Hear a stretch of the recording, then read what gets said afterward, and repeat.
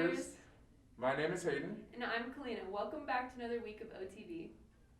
Since the pandemic has required us to stay home to stop the spread of the virus, many businesses have suffered because of it, especially places like the Denver Zoo. The zoo depends on the income from visitors to feed all the animals, and since we aren't allowed to gather in big groups, the zoo has suffered because of it.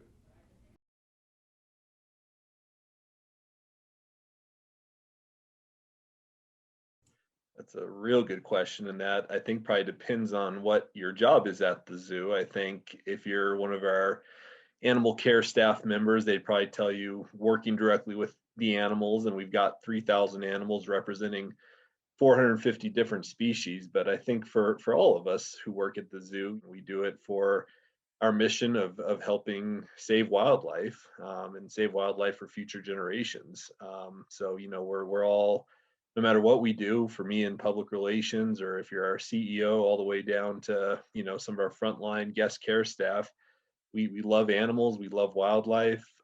We're passionate about inspiring others to connect with animals in the hopes that people respect wildlife enough to take action. Wildlife are in a lot of trouble globally right now for, because of us, because of people.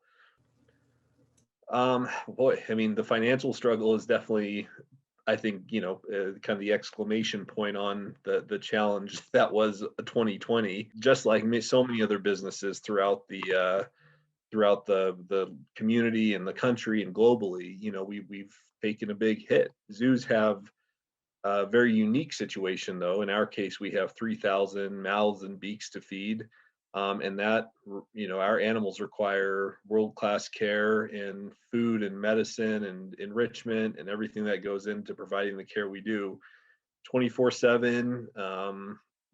Pandemic or no pandemic, rain or shine, we take care of those animals. So I think, aside from the financial part, which was significant, finding a way to keep our staff healthy, to keep our guests healthy, and really recreate all of our operations from top down, around the new situation that we find ourselves in. But we've been very fortunate to be able to reopen, albeit at a more limited capacity, and thanks to the generosity of the community and people visiting, people buying memberships, we're happy to say we're in a much better place now than we were 6 months ago or so.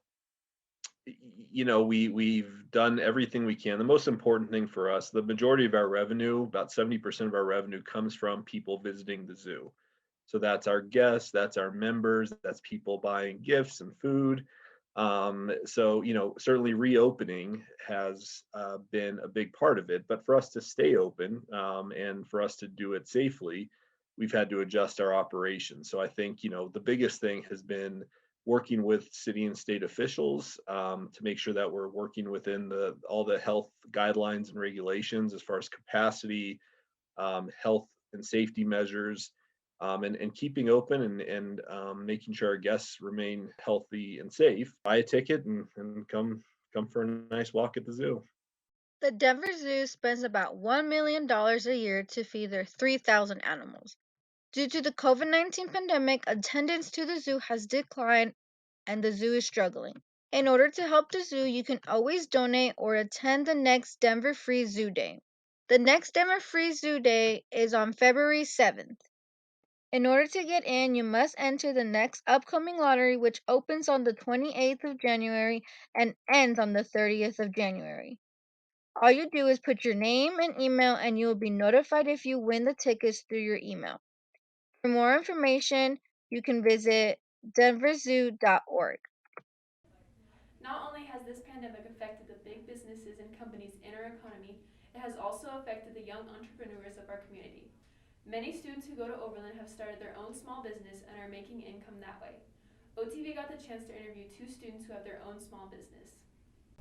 From managing expenses to bringing in customers, it takes a lot to run a business. At Overland, several students own small businesses, but the recent COVID-19 pandemic has affected them in so many different ways.